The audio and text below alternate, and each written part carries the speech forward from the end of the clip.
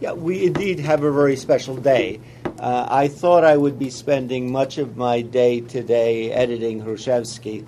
10 volumes are out. We have 2 more to go, and we're working on volume 5, and I'm in the middle of a lot of texts dealing with the relationship of Byzantium with the Metropolitanate of Kiev as it develops in the 15th and 16th century. That volume will be out next year, so you'll have that to read. And now I know you'll have interest in this. But my day got diverted, and I think I'm not the only one, spending a little bit too much time looking on YouTube and various programs coming in and various commentary that's going on. And I realize how massive it is, how varied in some cases, but in other cases how ideologically driven by plan it is, and how it must be quite confusing to people who do not take this as their everyday fare, as some of us behind this table do. Now, I can tell you that there a program, a talk show in Ukraine, in Kiev, that largely backed the idea of the Autocephalous Church, had one member who did not believe that there should be autocephaly for the church in Ukraine. And among the reasons he argued that this was all very bad was that, after all, Bishop Ilarion was a Galician who was the exarch of the Constantinople Patriarchate. Now, what he could have added is, not only is he Galician, he's Bishop of Edmonton and Albertan as well. So this is really part of, I assume it'll soon be Chrystia Freeland's policies towards Ukraine, as we will find out. I bring this up as well, on the other hand, because it quite shows us the extraordinary nature of the days we are living in. Indeed, that these 2 exarchs, coming from North America, part of the Constantinople Church, both born in Ukraine, but both part of the Ukrainian diaspora, have become crucial figures in major events in Ukraine. A certain sort of globalization, but also, I think, for those of us who have been associated with the Ukrainian diaspora, its institution, in particular its churches, I don't want to say a vindication, but a feeling that it all made sense. There were things worth doing. The fact that those 2 bishops from the U.S. and Canada could come is due to a lot of people's work in North America over the last 100 years. And with that, I point out that we are this year celebrating the 100th anniversary of the Ukrainian Orthodox Church of Canada and the 100th anniversary of the Ukrainian Orthodox Church in the United States. With that as well, we are commemorating, celebrating, marking the 100th anniversary of the All-Ukrainian Church Council of 1918, when the issue of autocephaly, and not only autocephaly, was first raised in Ukraine. I, at the beginning, much recommended the book on Litotsky, between Kiev and Constantinople, that I passed around, because it is the generation of Alexander Litotsky and the churchmen of the beginning of the 20th century who activate in 1918, after the Russian Revolution and the collapse of the Russian Empire, and in some ways the reforming and collapse of the synodal Russian Orthodox Church and reforming as a patriarchal church. For those of you less familiar, from the time of Peter I, so what Russians would call Peter the Great, until 1917, the Orthodox Church within the Russian Empire was an entirely deformed institution, in that it was not headed by a patriarch but by a synod, a semi-Protestant way of running the church.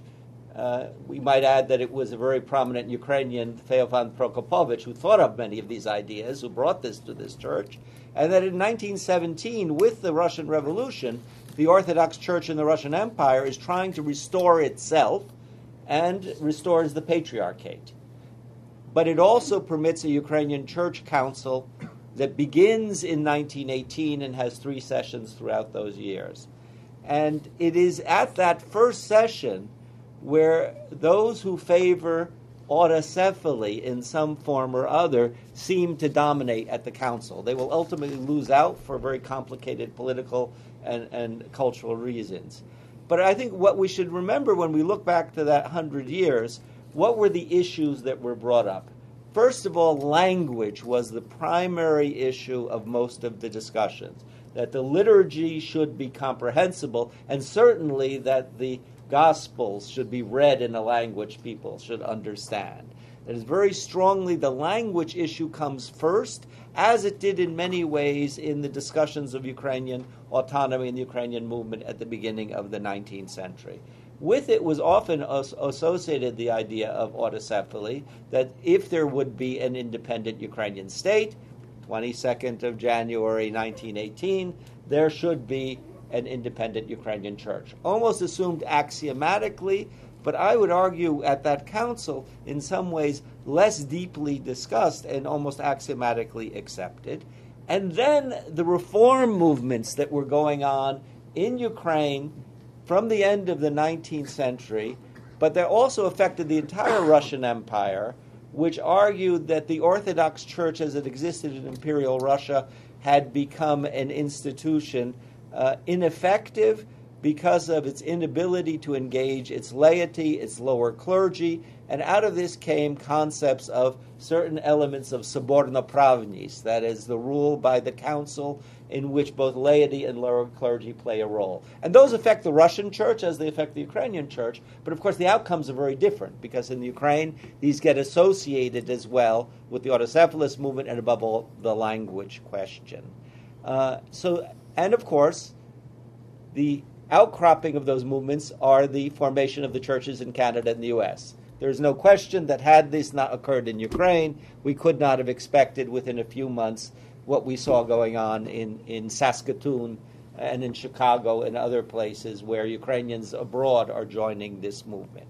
So in that way, it is all very interesting. On some hands, I am a little bit sorrowful that the generation that existed in 1918 does not exist today.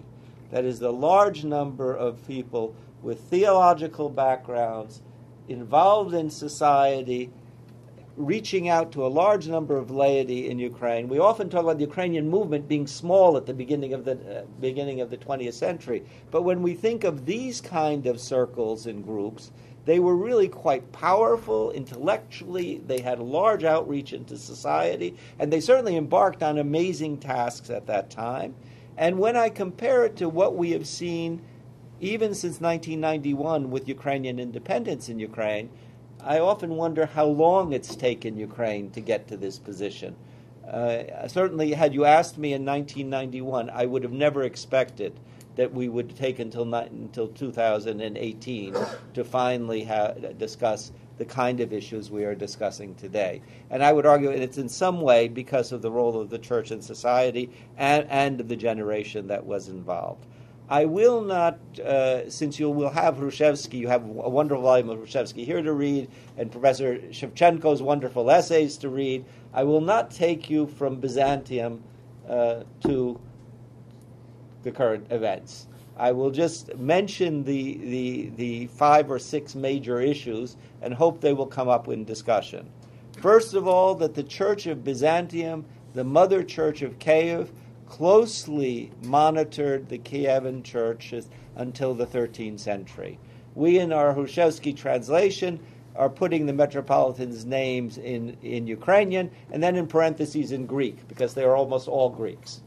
Right? And we should remember that, how closely the Mother Church of Byzantium played a role in the church at that time.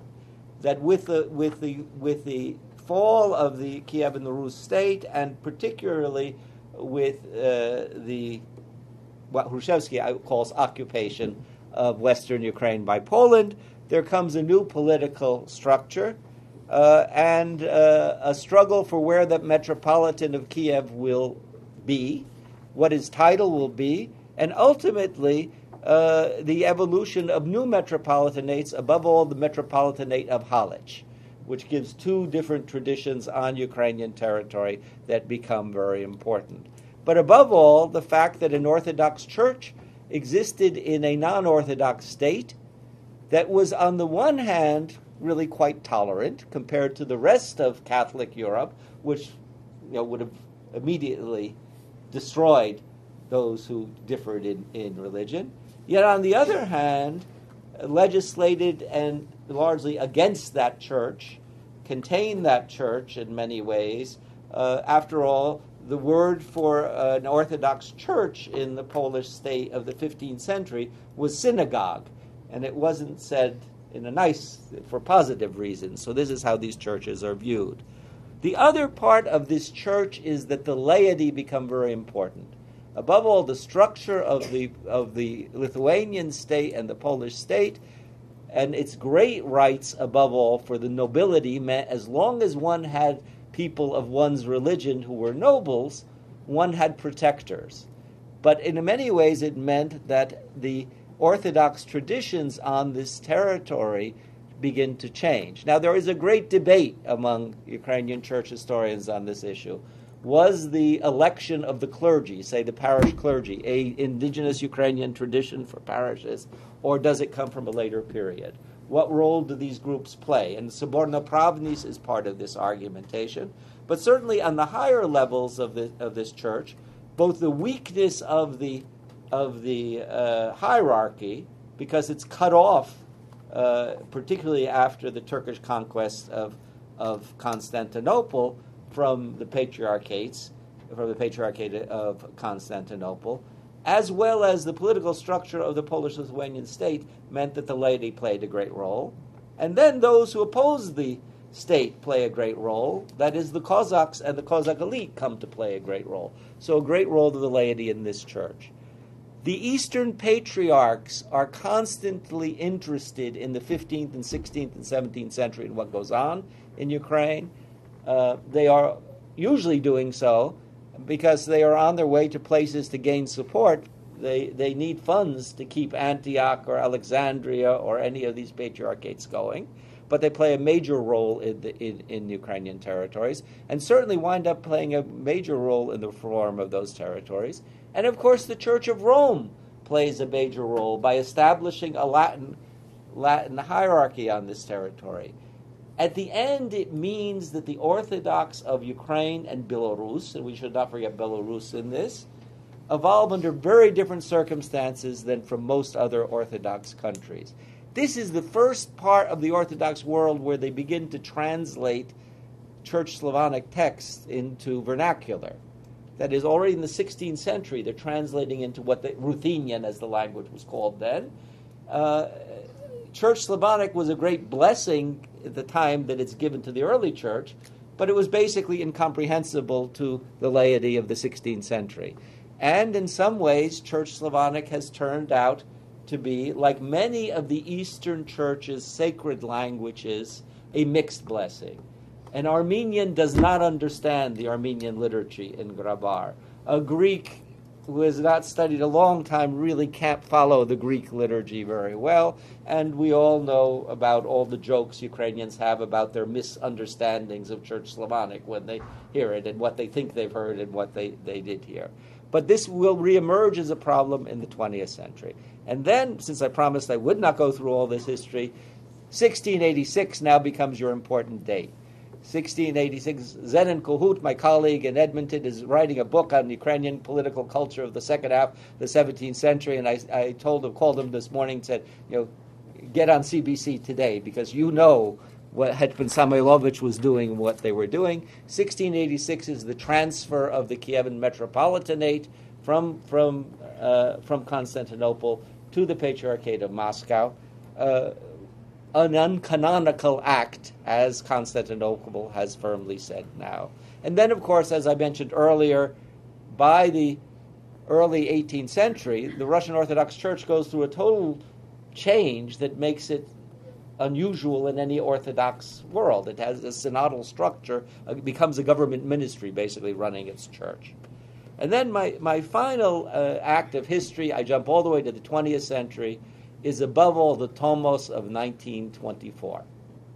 Now, I am very happy that the Albanians have an Orthodox, Autocephalous Orthodox Church.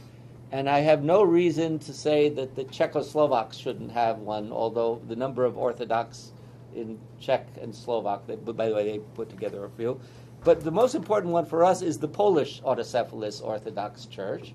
And that church exists because the arguments that are put forth by the Ukrainians in 1918-19, when Lotocki goes to Constantinople to try and say we should have an autocephalous church, are picked up by the Polish government after in the early 1920s and by churchmen in Poland, who, above all, the government does not want its Orthodox, large number of Orthodox in interwar Poland, under a Russian Orthodox church structure. And the Orthodox themselves pick up the argument that we are, after all, part of the Kievan Metropolitanate, which was under Constantinople. So what's just happened today is, what we all know is churches are great because they keep a lot of archives, keep a lot of dusty documents, and you never know what one of those documents is going to be useful. So suddenly the 1924 Tomos can be pulled out. Clearly was said at that point, even though there was no patriarch at this time, we can use it again. All right, then to finish, okay, so I don't go on too much, I just want to make a few comments from the Russian point of view. And I really do wish we had more scholars who deal with Russia and the Russian church here among us today, and would discuss what this is going to mean for the Russian church and how it's going to develop. So my argument is that, and I'll make it a little more serious later, that Russia is a matryoshka. Okay, so the outside of the matryoshka is the empire. That is, many of my colleagues argued there was never Russian nationalism. Russia was always an imperial state. It was a Romanov imperial state. You think of Russia as an empire. An empire has many, many peoples. It doesn't really discriminate against one or another. The Russians were not a ruling nation in that sense. You have an empire. And then the empires collapsed, and this empire collapsed in 17 and gets reformed by the Bolsheviks, and then collapses in 91, and now Putin would like to reform it, but can't find a way. So that's the outside Russia and the church. The next matryoshka is something I'll call Holy Rus. That is, that there is an identity that is a Holy Rus, that is Orthodox, and in the sense the only true Orthodox, the Third Rome, and that its constituency are the Slavic people of that Russian Empire, as well as some contiguous territories, and maybe sometimes they would throw the Moldovans in it, although the Moldovans are, of course, Romanian speakers.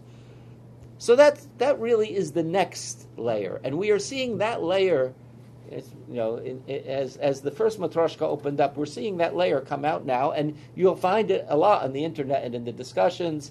Patriarch Kirill, that's one nation, it's one Holy Rus, it's a sin to break it up for some reason, and it is really orthodoxy. The rest of orthodoxy doesn't count. And then the inner one, and what is now seeking to use it, is the Russian nation and Russian nationalism, and the defining of the Russian nation, and now the crisis of those who believe that the Russian nation includes Ukrainians, facing groups that say that it does not. So, Putin could tell Bush, Ukraine is not really a state, shouldn't exist, right? But the church is now trying in many ways as a last gasp to say this, and it can't quite say it, and since 2014 it has had great problems of doing it. It is also the reason why, it's glorious that there is a Czechoslovak Orthodox Church that people recognize, but at the moment all the Moscow Patriarchate would permit in Ukraine is a church with the characteristics of autonomy. The Ukrainian churches, they couldn't even call it an autonomous church. Finland can have an autonomous church. Japan can have an autonomous church. The U.S., poor Canada got thrown in with this, gets to get a whole autocephalous church. But Ukraine, with all those Orthodox believers, could not, because it would go against all these characteristics of the matryoshka that I mentioned, because it's unacceptable yet. And so the Russian church and Kirill have been remarkably lacking, I think, in an ability to deal with an increasingly changing and desperate situation. where it would have seemed that a few years ago all they had to say is, we'll give you autonomy. Don't go along with all these nationalist Ukrainians here. You'll have an autonomous church, or you'll have some such church. They couldn't do it and make those steps. Now, of course, consequences for Ukraine, which will be a main part of our discussion, I think will be very interesting for us to see.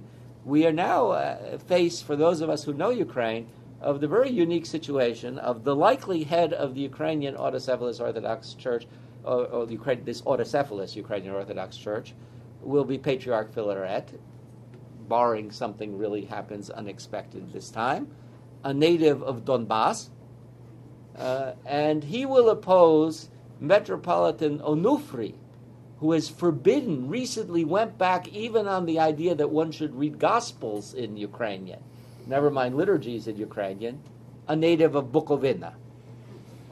Very interesting things happening for those of us who want to look at things.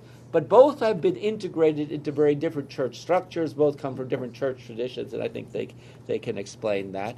And then finally, the issue that really will come up, what does this really mean for the Orthodox Church, the Universal Orthodox Church, the situation of Constantinople?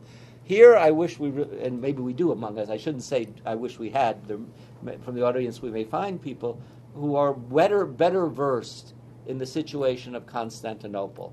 Because it would have been this act is something that I think comes to many of us unexpected, because we didn't think that Constantinople would ever dare to do this, given their situation. Given their situation, given the Erdogan government, given the money we know that is flowing in all directions from the Kremlin, given that they would go on to this act. They must have been pushed very, very hard, or that Patriarch Bartholomew is a person of vision, willing to do what he believes should be done. But clearly, to a great degree, the disappointment over the Crete Sobor, that the Russian Orthodox Church would not permit a ecumenical council of the Orthodox Church, must play a major role in finally total despair that one could integrate that Orthodox Church in. There may be, and here you could argue, I would say, also the possibility of looking at an opportunity, because if the Church succeeds in Ukraine, the Orthodox Church in Ukraine will have the highest number of believers in church on Sunday of any Orthodox church, with the possible exception of Romania, if you wanted to do that, those two countries. That is, the combination of Constantinople, Romania, and Ukraine, for all the talk of the 150 million members of the Russian Orthodox Church, first of all, once Ukraine is withdrawn, but where are these members really? But Ukraine, a successful Ukrainian Orthodox Church in alliance with Constantinople would be a major axis in the Orthodox world. Okay, thank you.